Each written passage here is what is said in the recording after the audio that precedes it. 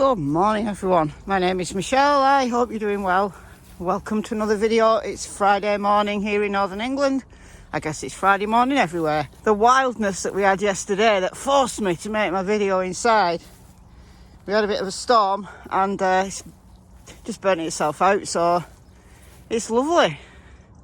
Hardly a cloud in the sky. So let's, oh dear God, where do we start? Let's start anywhere. The last 24 hours has been a bit of a whirlwind in terms of creators with guests coming forward to say this, that, the other.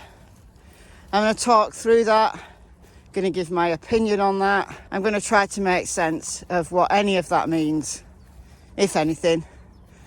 For the Summer Wells case, 3-4 days ago, we had the lead investigator, Detective John Pruitt from Hawkins County Sheriff's Office, come to talk to us, who gave his first ever interview to Ansley Daniel from WJHL. Then we had the District Attorney General, Dan Armstrong, talk to Ansley Daniel. So there's a piece written up on WJHL.com. I did a live on that the other day on my other channel, Michelle Walks. But they also released some video. So I've put a little bit of that, some of the clips of that, on Michelle Walks. Just made like a little 3-minute video out of it yesterday. The full interviews are not long. They're on WJHL's YouTube channel, so you can go and check them out there. We've learnt that they're at a bit of a standstill, or so they say. The possibility of prosecution has been mentioned by both John Pruitt and Dan Armstrong.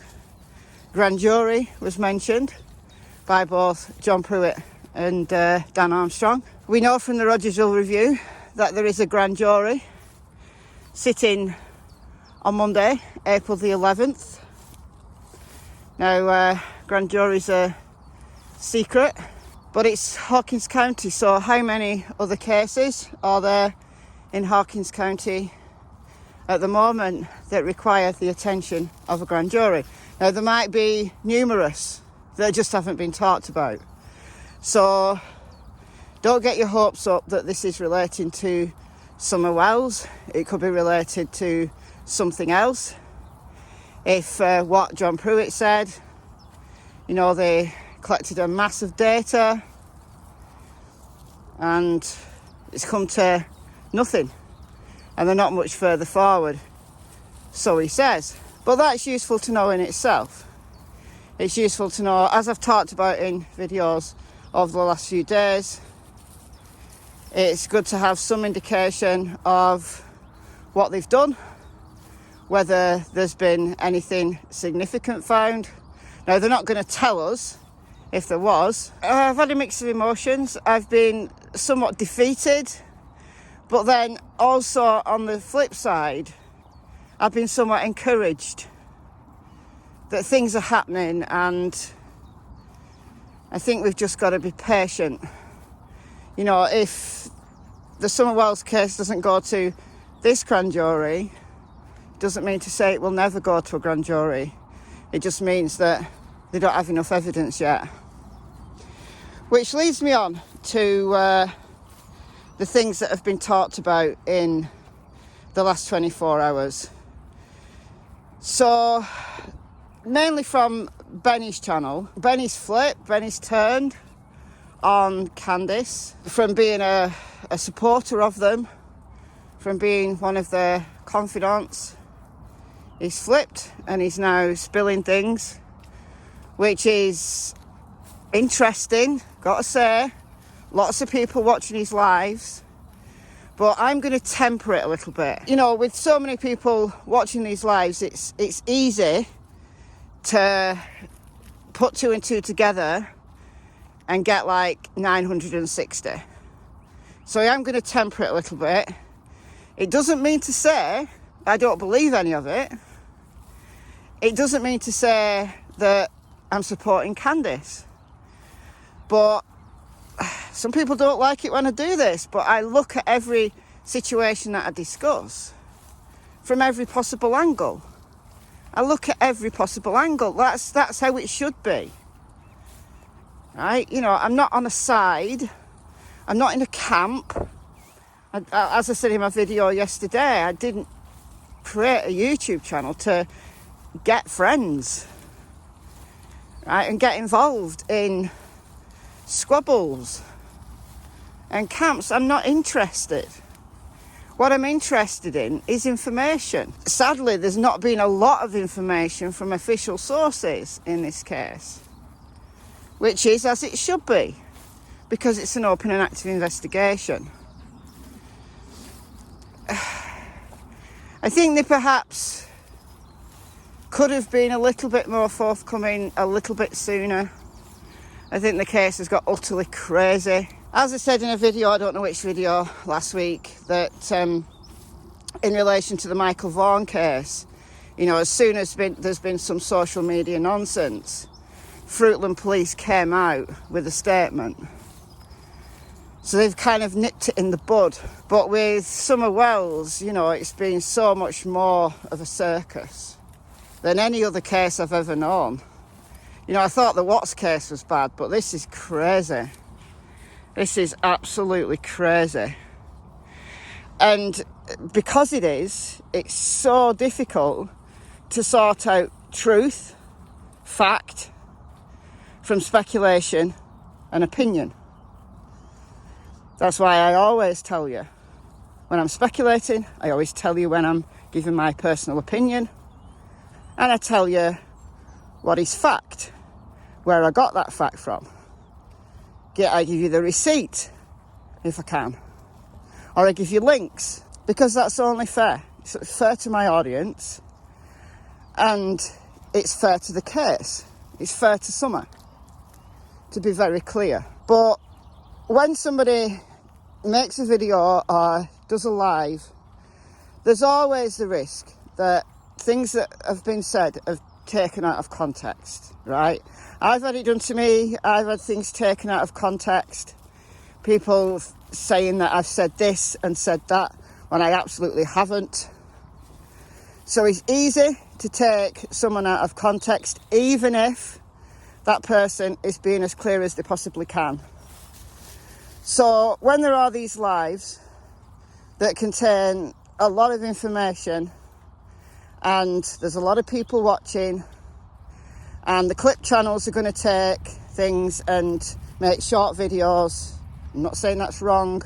I'm just saying this is what happens. Clip channels take things, show one soundbite, and then it's up to the audience then to fit the context behind it, and not everybody does that.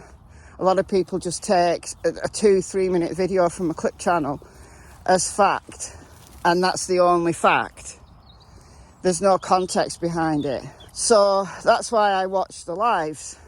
Don't watch the clip channels, I watch the lives, because I want to formulate my own opinion and assess what I think, if I can, what might be truthful and what might be a complete lie. Now, with this information that Benny's put out, I don't know what to make of it. So I'm just going to tell you what's been said, or at least some of the things that have been said. I'm going to give you my opinion, but I can't tell you whether it's truthful or not. I can only tell you what's been said because I wasn't there. So there was an interesting but potentially inflammatory live that Benny did with Shannon.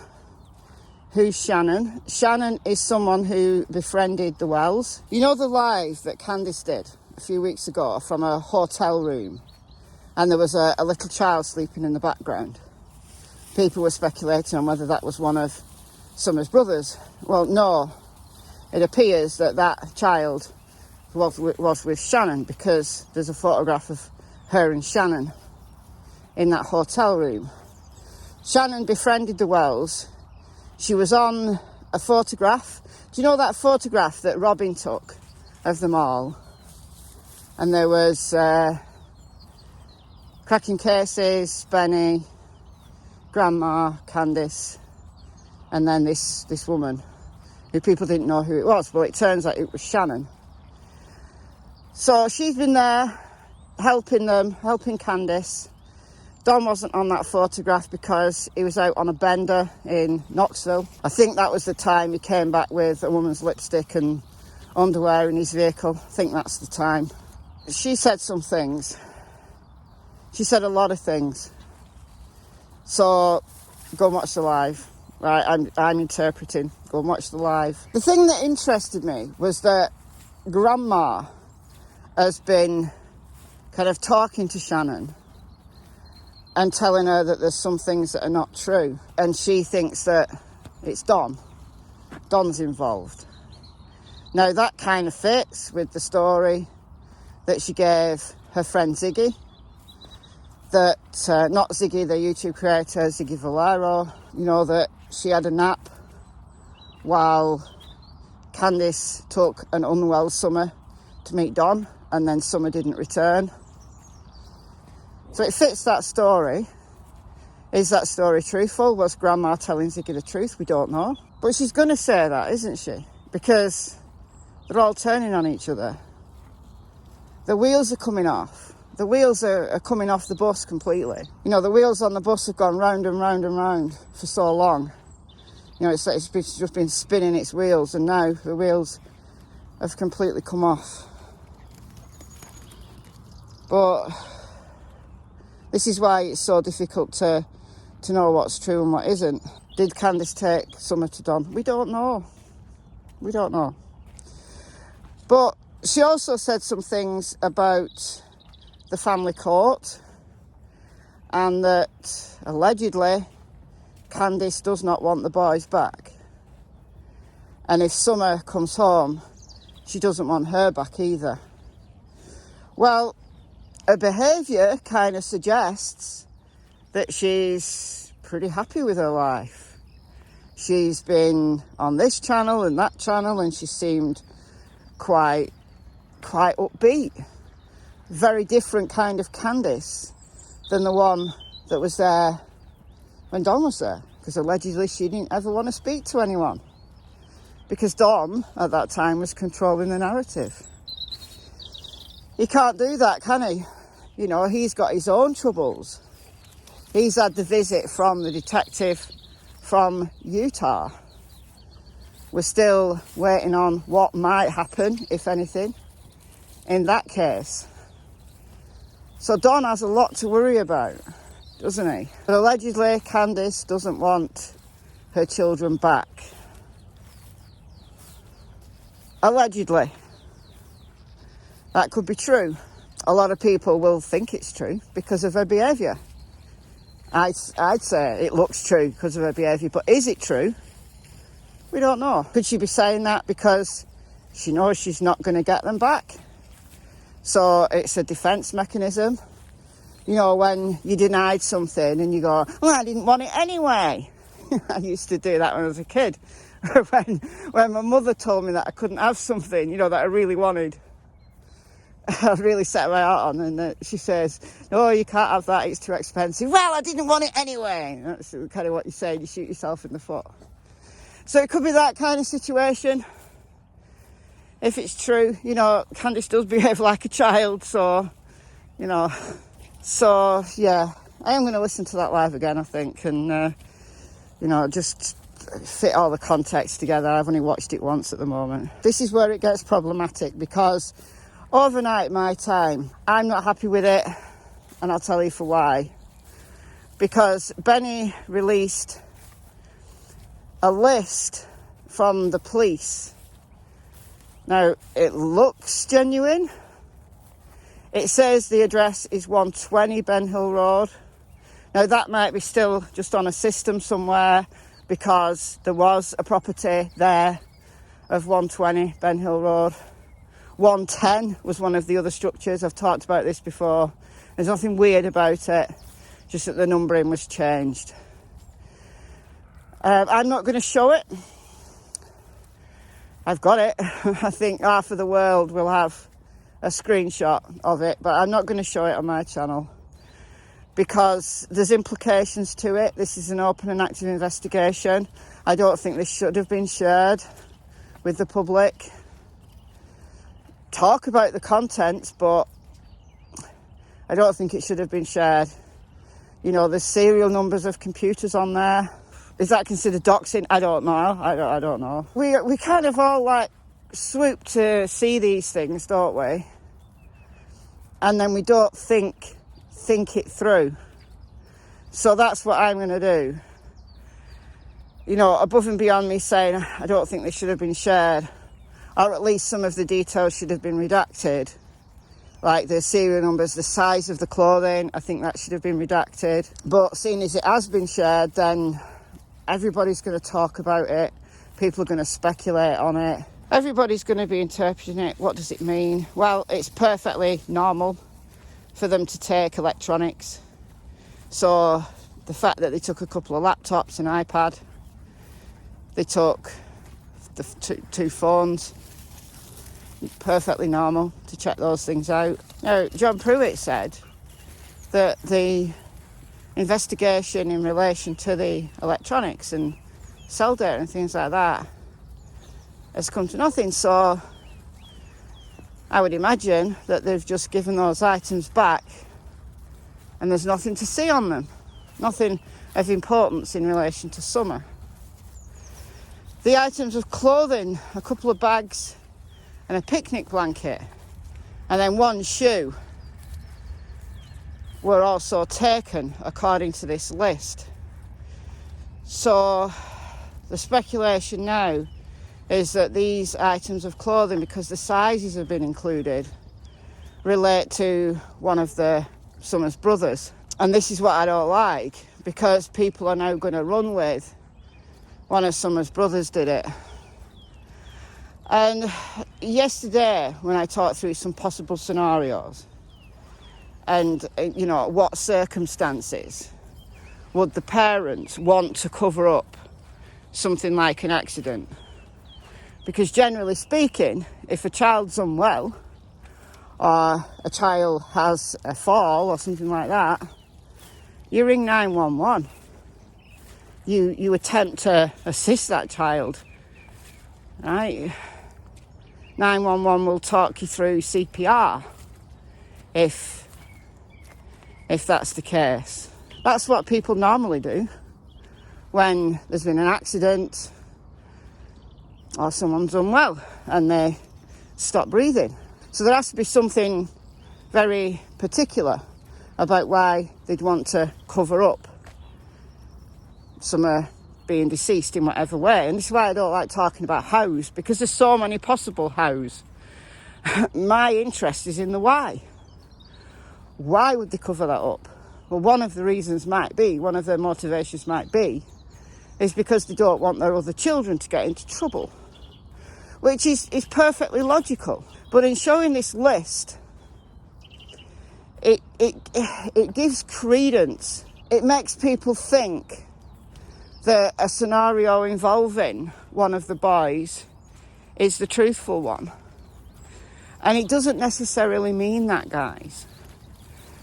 What it can mean is that they've taken the items of clothing of the last person to see Summer. That's what it could mean. And we know that the boys told Sheriff Ronnie Lawson that they last saw Summer. They were the last ones to see Summer. You know, it was stated by Leslie Earhart from the TBI that she was last seen outside of her home, as reported by a family member. The first stories that came out on the evening of the 15th of June was that she was last seen walking away from her home. But that then quickly turned to outside of her home. On the 16th of June, Bianca Murray from WJHL was told by Sheriff Ronnie Lawson that the boys were the last people to see Summer. It's possible that they would take the clothing from the last person to see Summer. And if that was one of the brothers, then that's what they've done. That's one interpretation of why they might have taken clothing that fits the description of clothing that one of their brothers would wear. And I don't think it's fair to that boy or to the case in general to speculate any further than that. Because how do we know that those clothes, the blanket, the bags were tested and they revealed nothing?